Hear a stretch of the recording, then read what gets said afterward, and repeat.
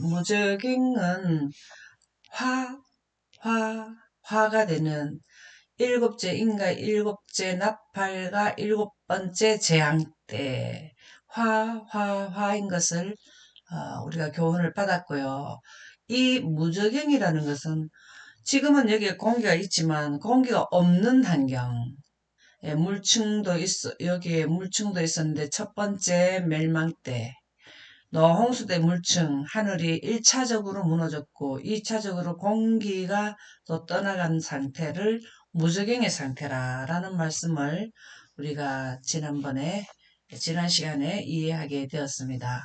그래서 여기가 화가 됩니다. 지금 현재 우리는 이 셋째 천사 기별 전에 살고 있죠.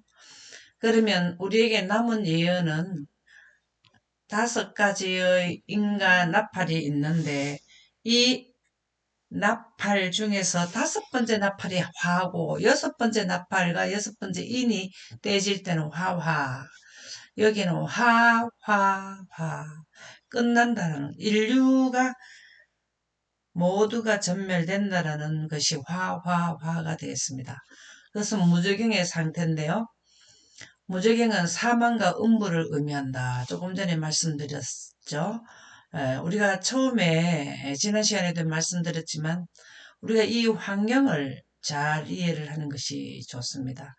왜 그러냐면은 이 환경은 지구 인류 6천년과 환경 7천년을 이 환경이 여러 차례 변하면서 원상복귀, 원래의 우주 환경에서 죄를 짓지 않았으면 다시 우주 환경이라는 게 오지 않아요.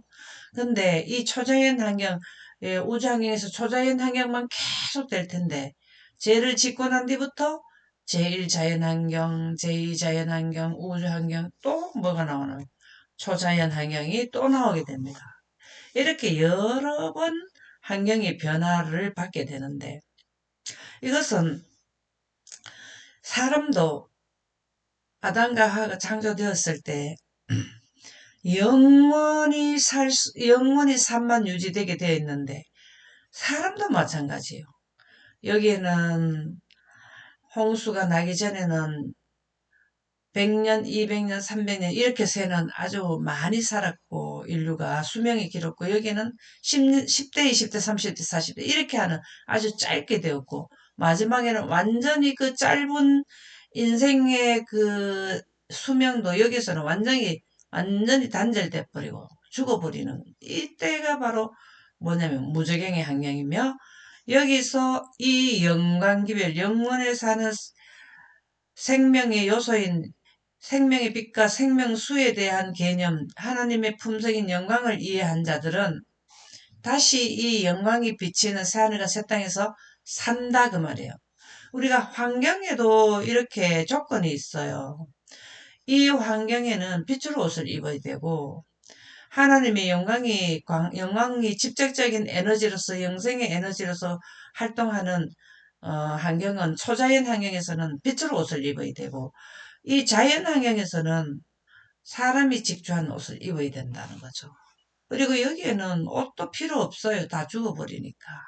그래서 새하늘과 새 땅에도 이 또 재창조라는 것은 이 형태로 다시 시스템이 다시 만들어지는 거잖아요. 그러면 거기 가서도 뭐 입어야 돼? 빛을 옷을 입어야 돼요. 빛을 옷은 영광 가운데서 빛을 옷을 입잖아요. 그러면 이렇게 되는 것을 이해하는 것도 이 영광 가운데서 하나님의 빛의 속도로 지금 현재 우리가 얼마 남았습니까? 아직까지 기간이 남아있는 미래를 끌어볼 수 있는 이런 환경이 이렇게 되는 것을 다 보는 게 늦은 비성령 받는 거죠.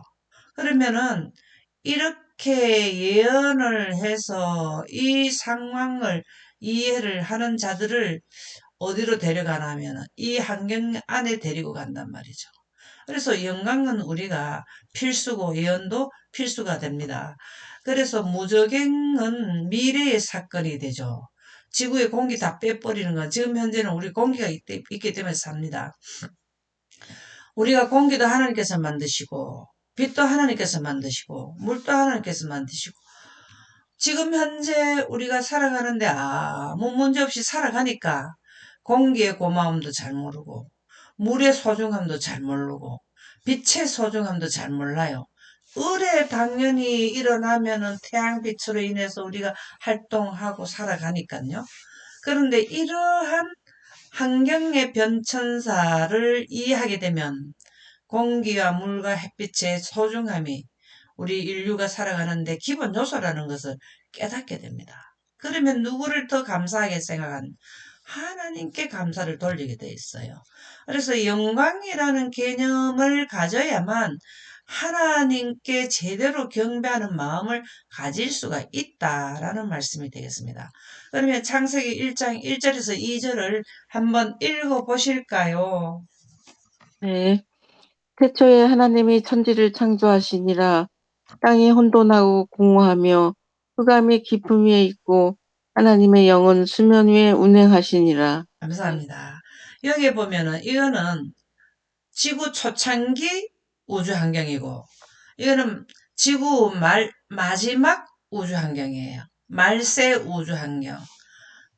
지구 초창기 우주 환경이 반복된다는 겁니다.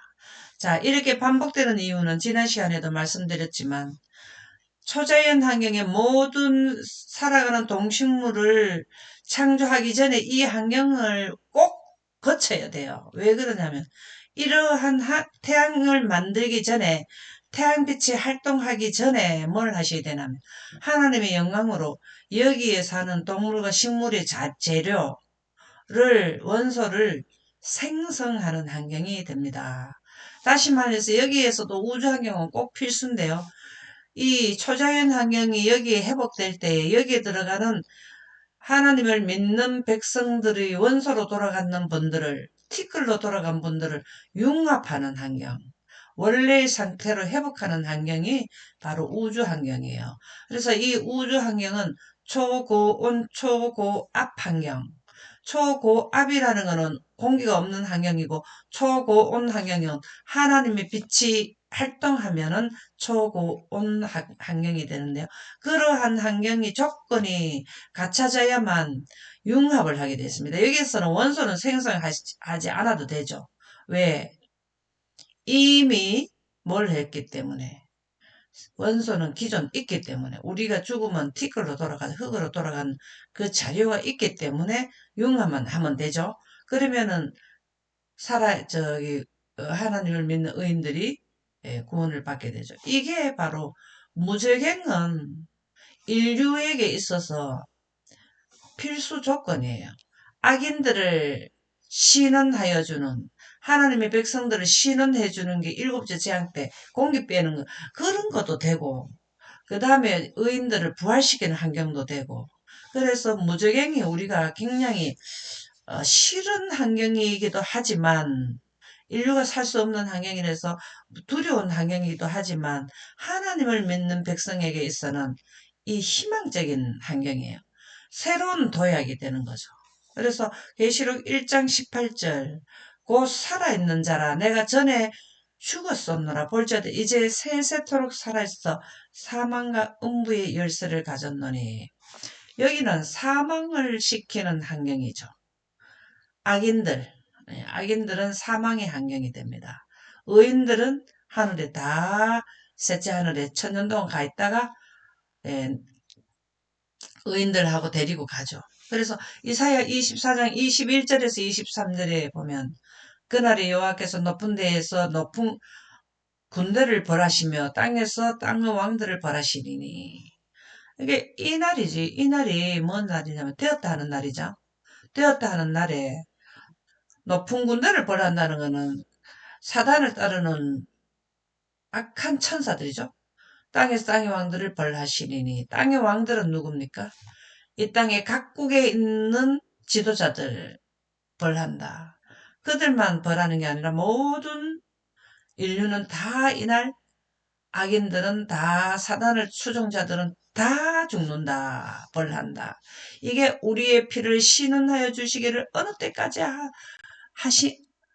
미루고 있습니까? 그 시점이 언제입니까? 바로 되었다 하면 완전히 끝난다. 이렇게 예언으로는 알려주는 거죠. 그들이 제수가 깊은 옥에 모임같이 모이게 되고 옥에 갇혔다가 여러 날 후에 형벌을 받을 것이라. 이게 악한 천사들이죠. 예, 여러 날 후라는 건 천년 후에 불못에 던지우잖아요. 이 불못도 뭐냐면 하나님의 영광이 의미합니다. 그때에 달이 수치를 당하고 해가 부끄러워하리니, 이 말은 달이 수치를 당하는 건 달이 할 일이 뭡니까? 달빛을 밤에 비춰야 되는데 그게 수치를 당해야 빛이 안 난다. 해가 부끄러워하리니, 이 부끄러워한다는 건 햇빛도 나지 않고 달빛도 비치지 않는단 말이죠. 이것은 바로 공기를 뺀 상태라는 것을 기록하고 있습니다. 이는 만군의 여호와께서 시온 상가 예루살렘에서 왕이 되시려고 이제 재림하신단 말이죠. 그 장로들 앞에서 영광을 나타내실 것임이니라. 어둡게 해놓고 영광이 나타나요. 파수꾼아, 파수꾼아, 지금 때가 어떻게 되었느냐 하니까, 아이고, 이제 밤도 오면 낮도 오지 않겠습니까? 이 밤이라는 것, 태양빛이 물러가면 하나님의 영광으로 빛나지 않겠습니까? 그게 이제 우리가 전해야 될 말이, 파수꾼이 이 땅에 있는 셋째 천사 기별을 이해하고 전파하는 자들을 보고 하는 말이죠. 아유, 이 말이 다르게 말하면 지금 현재 그 성도들끼리 하는 말이 무슨 말이냐. 근데 언제 이 예수님이 재림할 것 같아? 그러면 아이고 그 예언에 나오잖아. 일곱 재앙 중에서 다섯째 재앙까지는 복음이 전파되고 그 다섯째 나팔과 다섯째 인까지는 복음이 전파되고 그 다음에 여섯 가지 재앙으로서 악인들을 혹독하게 하나님께서 그 혼을 내시고는 일곱째 되면 완전 처벌하시잖아. 그게 일곱째 재앙 때 되었다 하면 공기 빼가고 나면 하나님의 영광이 이렇게 나타나가지고 구원시키지. 그 영광에서 티끌로 돌아간 자들을 원상복귀하는, 회복시키는, 융합시키는 하나의 존재자로 원래 형태로 돌리는 것이 영광이다. 이것을 우리가 이제 설명해 준다. 그 말이죠. 그래서 이렇게 모든 환경과 인류의 삶을 예언을 통해서 설명해 줘야 되는 분들이 하나님을 따르는 백성들이다라는 말씀이 되겠습니다. 예언 없는 데는 그 희망이 별로 없어요. 그래서 이 무저경의 하드 연기는 하나님의 영광이다. 이 조금 전에 이게 무저경이 딱 되고 나니까 뭐가 났냐면 하나님의 영광이 나타났잖아요. 이게 이제 예수님의 재림을 의미하기도 하고 날짜 시간을 발표할 때 14만 4천인들을 여섯째 재앙 때 빛으로 갈아입히는 그 영광이기도 하고 그렇게 되죠. 그래서 무적행의 하드 연계는 하나님의 영광이다. 우리가 조금 전에 이사야서에도 살펴봤지만 계시록 9장 2절에도 보면 그가 무적행을 여니 그 구멍에서 큰 하덕의 연기 같은 연기가 올라오매. 이게 바로 하나님의 영광을 말하는 거예요. 해와 공기가 그 구멍 연기로 말미암아 어두워지며 하나님의 영광이 나타나니까 뭐라 하냐면 해와 공기가 그 구멍 연기로 어두워졌다.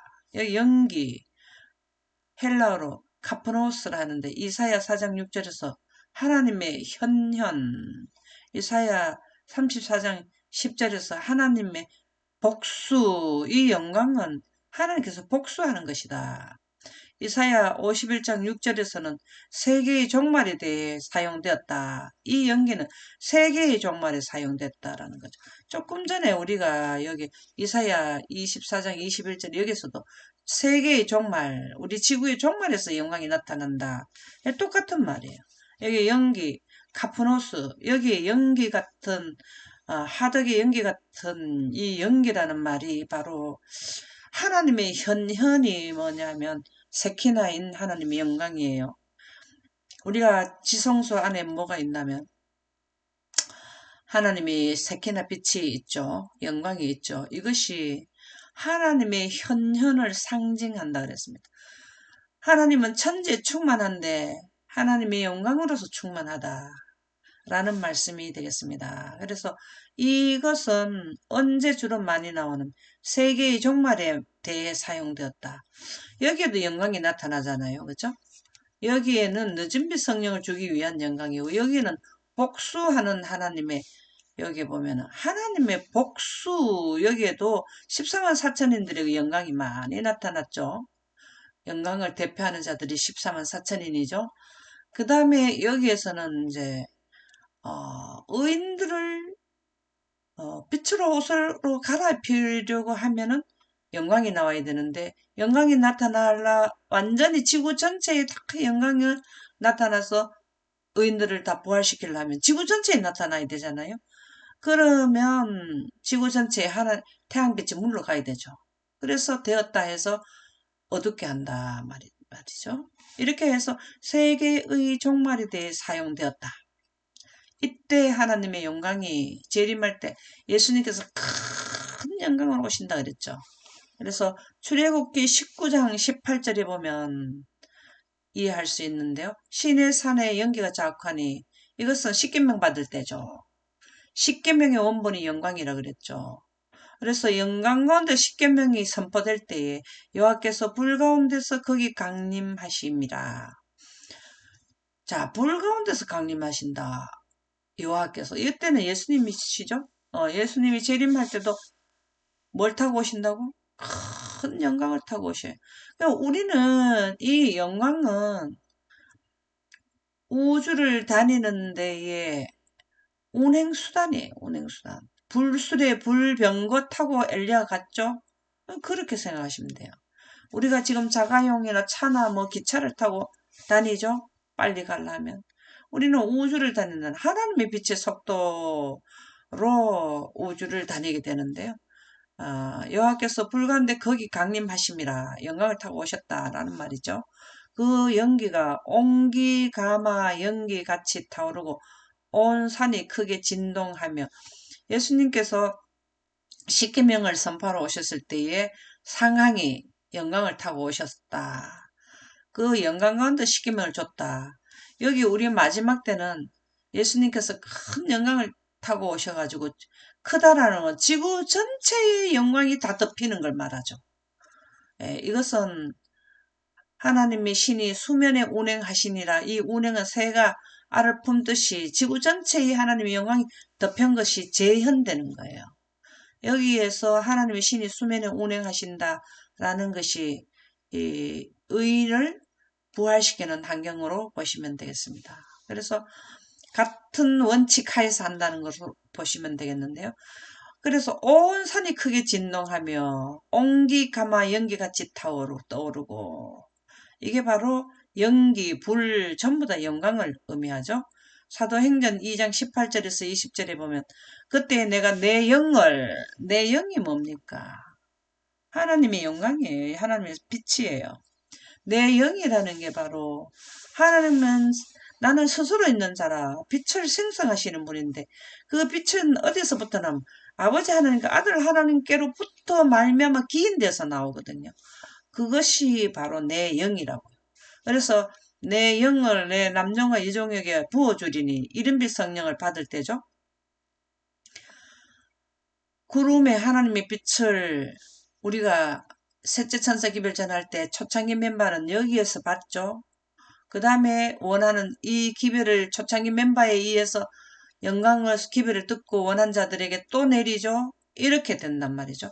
남종과 여종에게 부어주리니 여기 보면은 요엘서입니까? 원하는 자에게는 남자와 여자, 노인과 어린아이 원하는 자는 다 준다 했잖아요.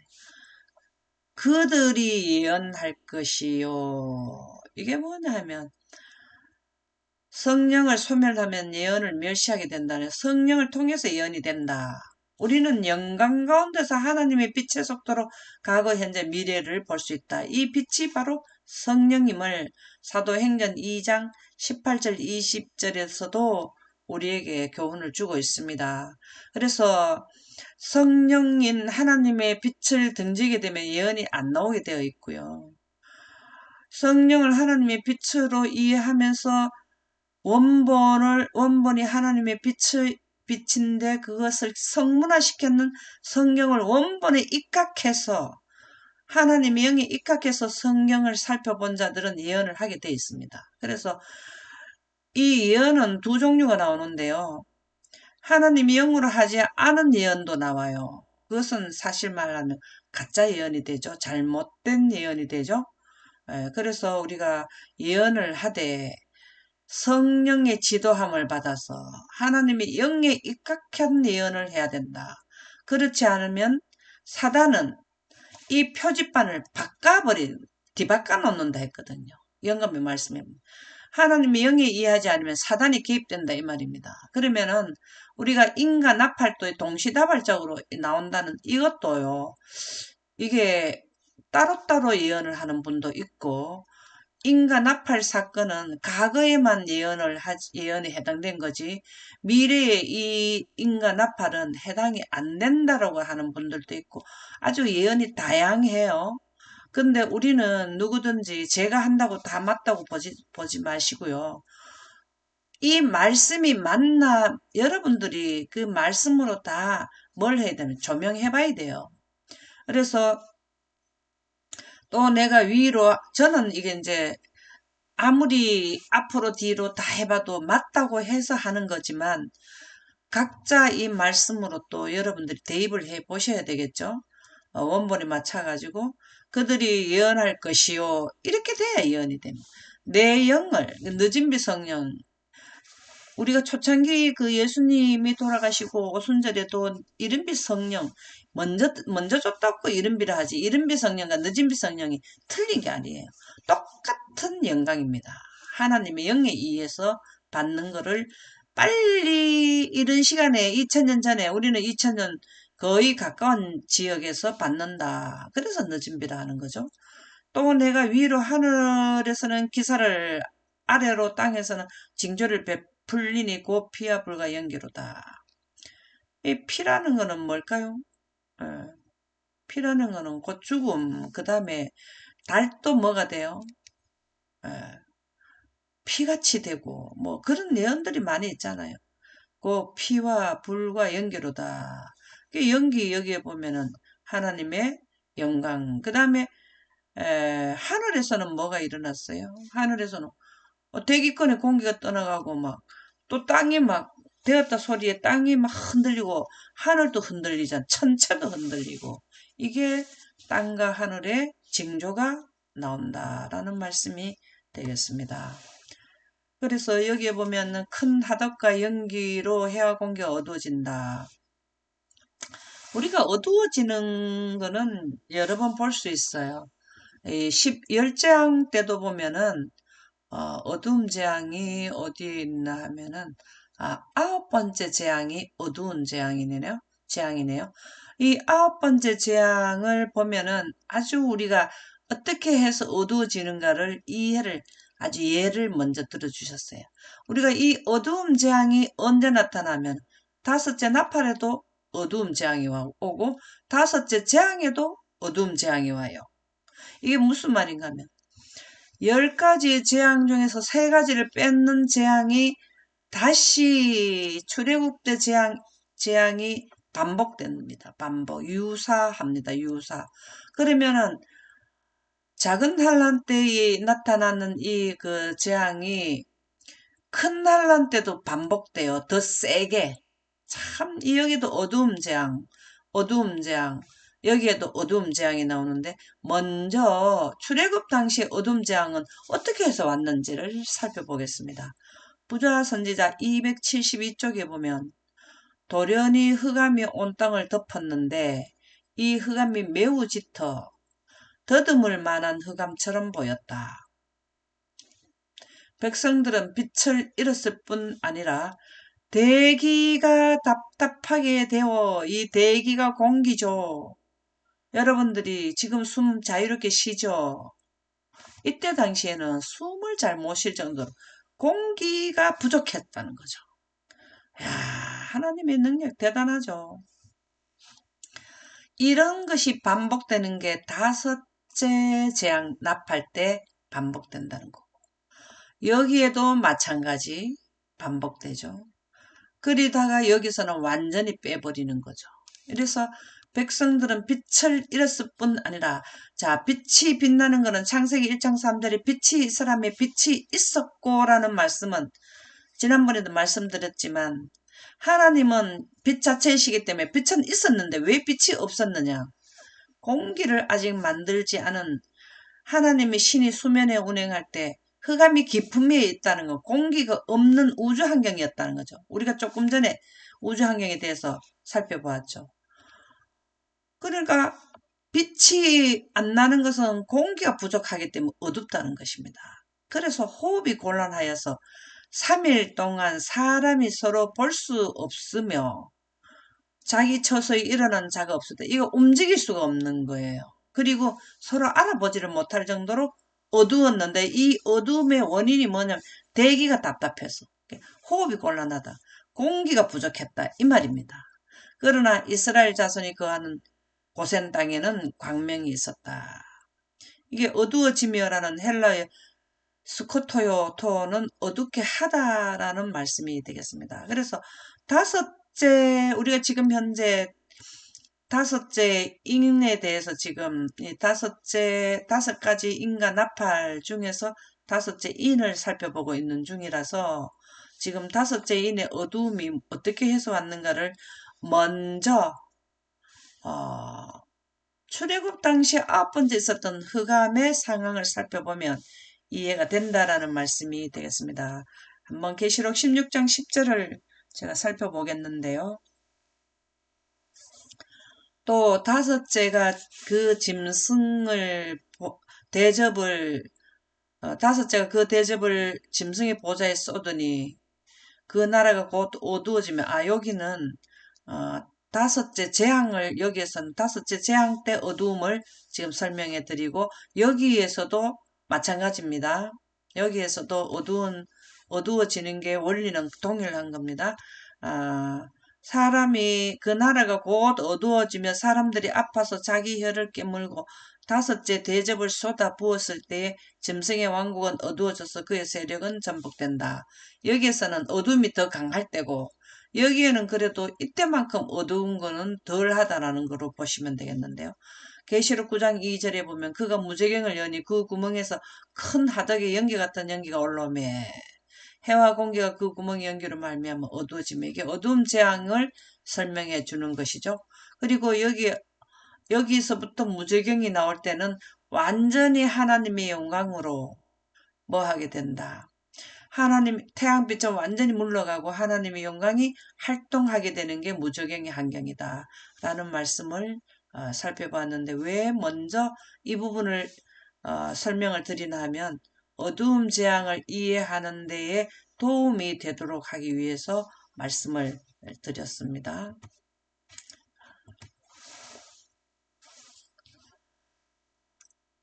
연기 가운데서 이방인인 항충들이 나옴. 조금 전에 여기에 뭐가 어두움 재앙에서 영광이 크게 활동하는 환경이 어두움의 환경이라 그랬죠. 이때가 사실은 왜 이렇게 많이 했느냐. 여기에서 어두움 재앙은 우리의 피를 신원해주고 하나님의 백성이 아니고 사단을 따른 자들에게 처벌해주는 기간이고 처리하는 기간이지만 여기에서는 아직 복음이 전파되는 기간이잖아요. 그럼 막바지에 뭘 하게 되는 계시록 18장에 하나님의 영광이 온 세상에 환하게 되는 지구 전체에 환하게 될 때에 어떻게 해서 환하게 되냐면 하나님의 영광이 크게 활동할 때 뭐가 나오느냐 11시 일꾼들이 나온다라는 거죠. 이게 항충으로 묘사되었는데 이 11시 일꾼들이 나옴으로써 이 사업은 종교를 지을 수 있어요. 왜? 전 세계적으로 곳곳에 다 들어갈 수 있는 수많은 사람들이 형성된다라는 거죠. 거기에서 여기에까지 생존자들은 셋째 천사 기별을 전하던 자들이 14만 4천인으로 구성이 되면서 여기에서 활동을 하게 되는 무리들이 다 여기에서 이제 완전히 때가 참여하는 것은 숫자가 차는 게 아니라 이 귀한 날에 하나님을 영광을 수호하는 자들, 우주법을 세우려가 무너진 것을 세우는 자들이 완전히 일어나는 때가 다섯째 나팔 끝부분인데, 이때 하나님의 영광이 활동을 크게 한다는 거죠. 어두움 재앙으로. 어두워지는 것은 하나님의 영광이 많이 이제 활동을 하게 되는 환경이죠. 그래서 계시록 9장 3절에서 4절을 보면 또 황충이 연기 가운데서, 이게 하나님의 영광이 늦은 빛 성령이 많이 임한다는 거죠. 땅 위에 나오며 그들이 땅에 있는 정갈의 건설 같은 건설을 받았더라. 정갈의 건설 같은 건설을 받는 것은 여기 가가지고 뭘 하나 하면 첫째 장, 둘째 장, 셋째 장, 넷째 장 이거를 14만 4천인들이 내리는데, 여기보다 더 환경 지배권이 강하게 받는 거죠. 능력을. 예. 이 능력을 더 강하게 받는단 말이죠. 건설을 받았더라. 여기 가가지고는 하나님의 백성들이 피를 신원해주는 기간이기 때문에 자비라는 것은 절대 봐주기라는 게 없이 무조건 벌만 쏟아내 보내주는 것이죠. 그래서 정갈이라, 정갈. 그러나 죽지는 않는데요. 이 정갈에 쏘이면은 아프는 거는 너무나 아프지만 죽음까지 가지는 않는데요. 그래서 정갈이라고 묘사한 것 같습니다. 그래서 여기에서는 물론 많이 죽는 사람도 있지만, 이 정갈에서 여기 일곱째 재앙 때까지 오는 분들이 많잖아요. 여기에서도 많은 사람들이 죽어나가지만 일곱째 재앙이 오면은 완전히 이때까지 사람이 아무도 없으면은 하나님께서 완전히 6천년 동안 참았던 하나님의 분노가 쏟아질 때, 여기가 최고 큰 분노가 쏟아질 때잖아요. 예. 이때도 사람이 생존한다는 겁니다. 그래서 땅에 풀이나 푸른 것이나 각종 수목은 해하지 말고 오직 이마에 하나님의 인침을 받지 아니한 사람들만 해하라 하시더라. 이때 당시에는 어 3분의 1이 불에 타고 뭐 이렇게도 했지만, 여기에서는 이제 자연은 그 풀과 꽃과 나무 이런 것들보다는 여기 사람을 집중적으로, 종기가 여기에는 악한 종기가 나고, 그 다음에 공기가 부족해가지고 숨을 잘 못 쉬는 그런 환경도 오고 여러 가지로 오는데, 그러나 풀과 꽃과 나무에 대한 거는 더 이상 이제 해야지 말라. 그런데 오직 이마에 하나님의 인침을 받지 아니한 사람들만 해라. 이 말씀은 무슨 말씀인가 하면은 사단을 따르는 자들만 해하라 이 말이죠. 14만 4천인들에 의해서 혹독한 시련을 겪는 분들이 하나님의 영광을 이때까지 받아들이지 않은 자들, 예, 그들에게 처벌, 그들의 선택의 결과가 나타나는 때가 이때라는 겁니다. 그리고 요엘서 2장 1절에서 2절에 보면 시온에서 나팔을 불며 나의 거룩한 산에서 경고의 소리를 질러 이 땅 주민들로 다 떨게 할지니. 이게 경고예요. 이게 다 경고입니다. 자, 여기서부터 경고 시작하면, 경고는 예언을 말하는 거죠. 첫 번째 나팔 불면 어떻게 된다. 그 다음에 여기 와서 성취되면 여기서 또 첫째 나팔을 그 부른 사람들이 또 연합해서 두 번째 나팔을 경고하는 거죠. 두 번째 나팔을 불게 되면은 바다 3분의 1이 피가 된다. 그러면 어떻게 되는지 하나님께서 빨리 돌아오라고 하는 거야. 뭐 이런 이런 거를 이제 알려주는 거죠. 그러면은 이 땅 주민들은 다 떨게 된단 말이죠. 여기서도 떨었지만 여기서는 더 떨게 돼요. 자, 이 큰 난란 45일 기간은 첫째 멸망 때 노아 가족들이 다 들어가고 난 뒤에 이제 일주일 뒤에 8일째 되니까 뭘 하면 떨었잖아요. 비가 오잖아요. 그죠? 그 기간으로 보면 돼요. 물이 서서히 40일 동안 왔기 때문에 첫째 날, 둘째 날까지는 사람들이 살지 않겠어요? 사람들이 어디로 올라가냐면 자꾸자꾸 높은 산으로 올라갔다 했거든요. 그러면 점점 그 높은 산에 못 올라가서는 점점 죽음이 오고, 제일 마지막에 죽는 사람이 제일 높은 산에 가는 사람들이죠. 동물이고 사람이고 높은 산에 올라가려고 난리가 났다 했잖아요. 그러면 여기서도 서서히 사람들이 죽어나가지만 여기서는 완전히 이제 멸망을 받게 되는, 이렇게 될 때 얼마나 두렵겠습니까? 이는 여호와의 날이 이르게 됩니다. 이제 임박하였도다. 다 뜬다는 거예요. 왜? 니도 죽고 나도 죽고 다 죽게 된다라는 걸 그때서야 이해하게 되는 거죠. 노아 방주 문이 닫힐 때까지도 사람들이 몰랐어. 일주일 동안도 멀쩡했어. 그런데 이제 비가 오기 시작하니까 이제 사람들이 무섭고 떨었다는 거죠. 곧 어둡고 캄캄한 날이요 짙은 구름이 덮인 날이라. 다섯째 재앙되면은 굉장히 어두워지죠, 그죠? 그 다음에 새벽빛이 산 꼭대기에 덮일 것이니, 새벽빛이라는 거는 하나님의 영광입니다.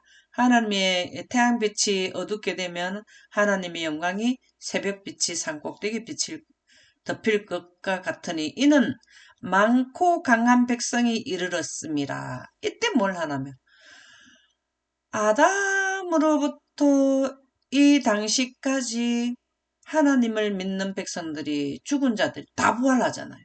하루 만에 사람은 하루에 10개월이 돼서 대부분 한 명을 아기를 놓지만 하나님은 임신했다가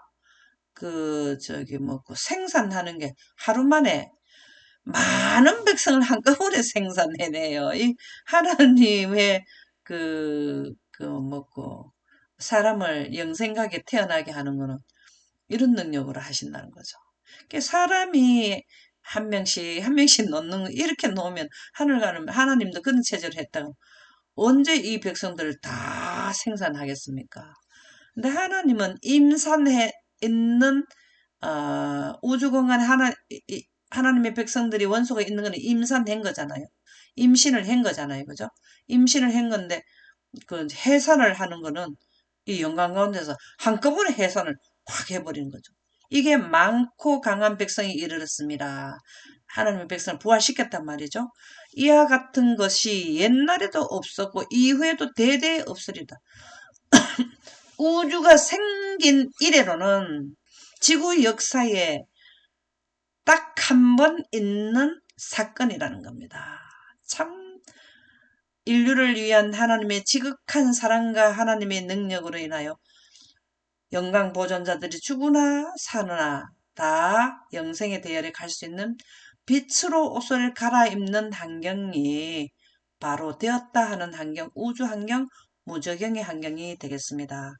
그것을 미리 무저경의 환경을 맛보게 해서 활동을 하는 것이 다섯째 인과 다섯째 납할 때 어둠 재앙이 내릴 때에 하나님의 영광이 온 세상에 환하게 되고 11시 일꾼들이 전 세계 각처에서 다 나오게 되는 때가 바로 다섯째 인과 나팔이 되겠습니다. 오늘은 여기까지 하도록 하겠습니다. 감사합니다.